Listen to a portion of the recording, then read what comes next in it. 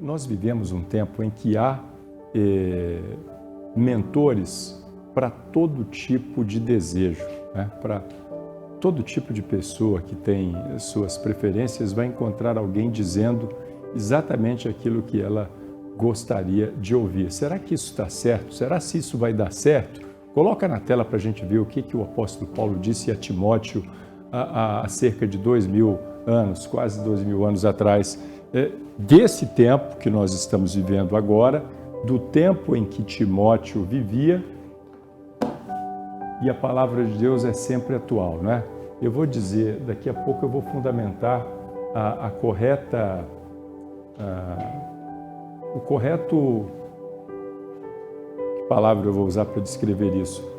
Tempo apropriado, que a palavra é dita, né? E como ela se encaixa em cada um dos tempos que nós vivemos. Nós sabemos que quando o apóstolo Paulo falou estas palavras a Timóteo, Roma era quem governava o mundo. O Império Romano exercia profunda influência, não só política, militar, mas também em termos de comportamento.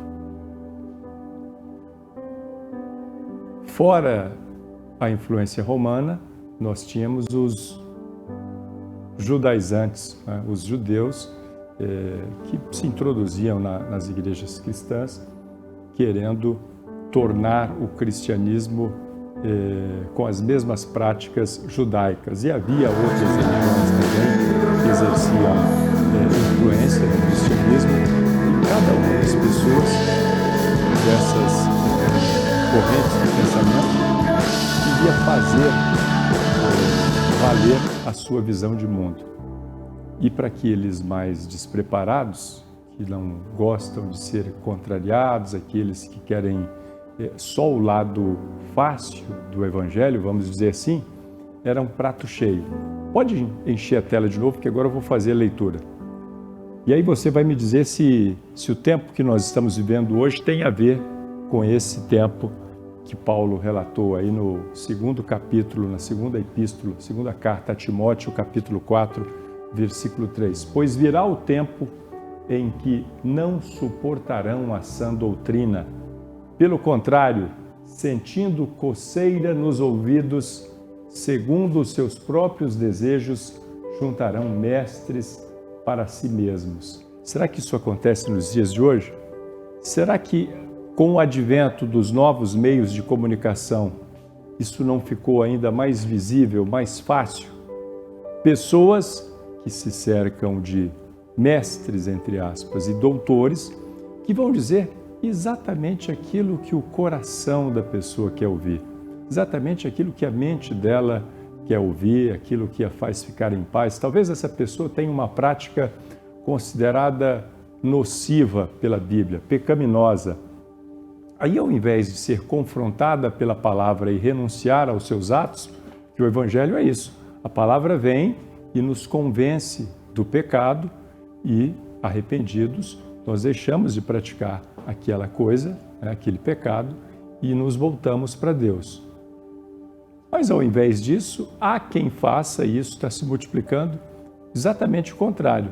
Ao invés de ser confrontado pela palavra, ela busca alguém que interpreta a palavra de uma outra forma e diz, isso não é desse jeito, hoje já passaram tantos séculos, né? Tem gente até dizendo que a Bíblia precisa ser atualizada, precisa ser reescrita, adaptada, porque ela não se adapta mais aos dias de hoje, né? A sociedade moderna, o homem com os seus novos costumes, com essa mente aberta, né? E às vezes a gente, por falta de conhecimento, pensa que isso é novo. Não é novo, isso já acontecia na época de Paulo, né? Ele já profetizou isso. E note, quando ele diz isso a Timóteo, apesar das cartas paulinas servirem para a igreja de sempre, porque os problemas dos homens, né, são os mesmos, os problemas do ser humano são sempre os mesmos. Vai mudar o ser humano, né? A pessoa vai sendo sucedida na terra por seus descendentes, mas os problemas são os mesmos, as inclinações, né? Os medos, as deficiências, os pecados, não tem nada novo. O apóstolo Paulo estava preocupado que esse tempo surgiria para Timóteo ter que lidar com ele. Volta lá de novo. Haverá o tempo, pode encher a tela de novo, haverá o tempo, pois virá o tempo, em que não suportarão a sã doutrina. Se esse tempo viria já nos dias de Timóteo, imagine agora, 2000 anos depois, quase 2000 anos depois. Note que a história da humanidade é cíclica, né?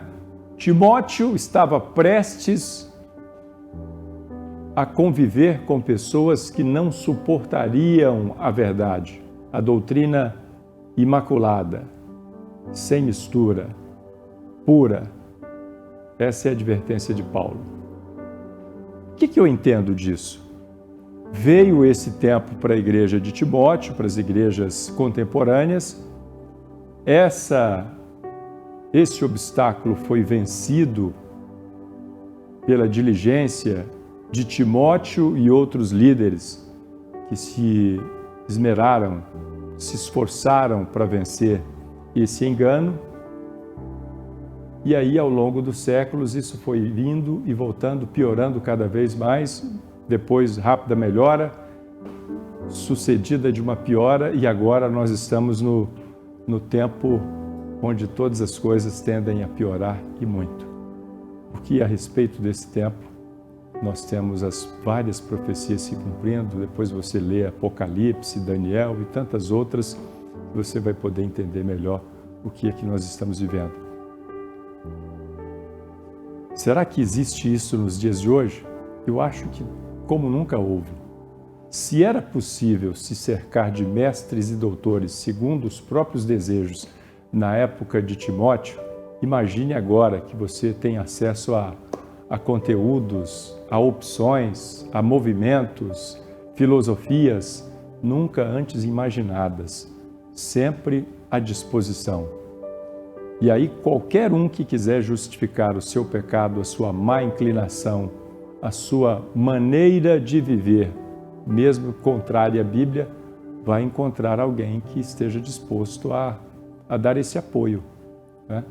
E a respeito dessas pessoas, Jesus Cristo disse em Mateus, são lobos devoradores que se aproximam dessas pessoas e lhes trazem uma paz momentânea de consciência, afirmando aquilo que elas pensam, dizendo, você está certo, fica tranquilo, isso não tem problema algum, nós estamos no tempo da graça, hoje o mundo mudou muito, como se Deus pudesse mudar e os seus padrões pudessem ser negociados. A respeito destes, Jesus Cristo falou, são lobos devoradores. Eles se passam por cordeiros, por ovelhas, mas debaixo da capa são lobos devoradores. Por mais simpáticos que possam parecer, por mais afáveis, né? Por mais bonitos, por mais sorridentes, por trás de tudo há um engano terrível que pode distanciar você de Deus, mesmo que a sua consciência insista em dizer, lá no fundo, tem algo errado aí, né? Você sabe que às vezes se esforça para tentar silenciar essa voz da sua consciência, mesmo ouvindo aqueles que você gosta de ouvir, para que você tenha mais tranquilidade ao agir. No fundo você sabe que tem alguma coisa errada. Deus não lhe deixa enganado. Por mais que o homem tente se auto-enganar, ele não vai conseguir.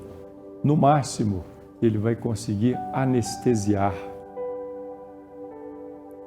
embebedar-se, enebriar-se, ficar num estado de letargia, voluntária, mas no fundo, nos lampejos de pensamentos que lhe restarem, o homem vai saber que está errado e que nada pode mudar a vontade de Deus.